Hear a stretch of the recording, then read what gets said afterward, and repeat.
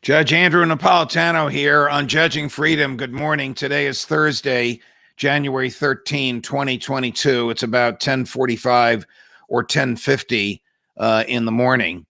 I'm looking at what the government is doing to our freedoms. As you know, I spend most of my waking hours doing, and I'm looking at the nation's capital, and I don't like what I see.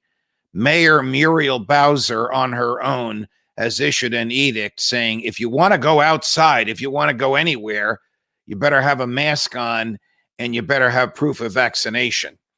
I mean, this is shades of the Gestapo, that you need to do anything to comply with a government regulation in order to go outside. It's one thing if she says in order to enter a restaurant, but the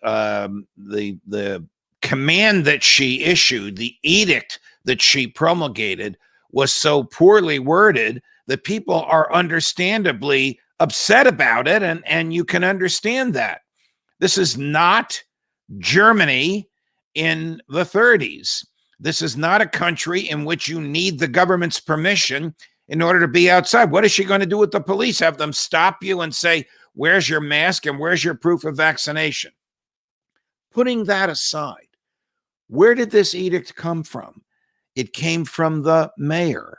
The mayor, just like a governor, just like the president, does not write the laws. The mayor enforces the laws that the city council has written. Did the city council write a law saying if you want to be outside, you have to wear a mask and you have to have proof of vaccination? Absolutely not. So this edict by the mayor, and she's going to use the police in Washington, D.C. to enforce it. This edict by the mayor is a legal nullity. It looks lawful on its face, but it comes from the wrong branch of the government. Under our Constitution, state governments, local governments, and the federal governments, only an elected representative body can write the law. And Mayor Bowser, you should know this. I'm waiting for the D.C. police to stop a member of Congress going to the Capitol building who does not have a mask on or refuses to demonstrate proof of vaccination, and then we'll see the constitutional clash.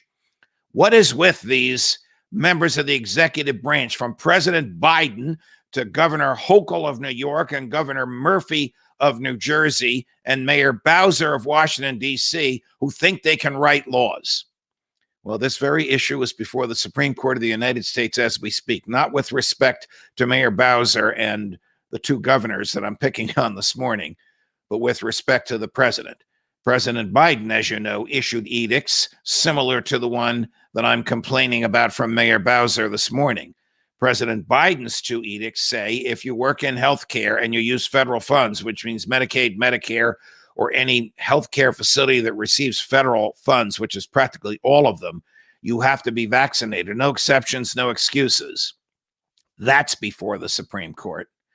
The other issue before the Supreme Court is an edict he issued that if you work for an employer who employs more than 100 people, the employer must be sure that you are vaccinated or you fully vaccinated, or that you are tested once a week, and the government will come on the employer's property to examine the health records of employees. Can the president do that? Absolutely not. My prediction is that the Supreme Court will certainly invalidate the employer mandate. I don't know which way it's going to go on the health care.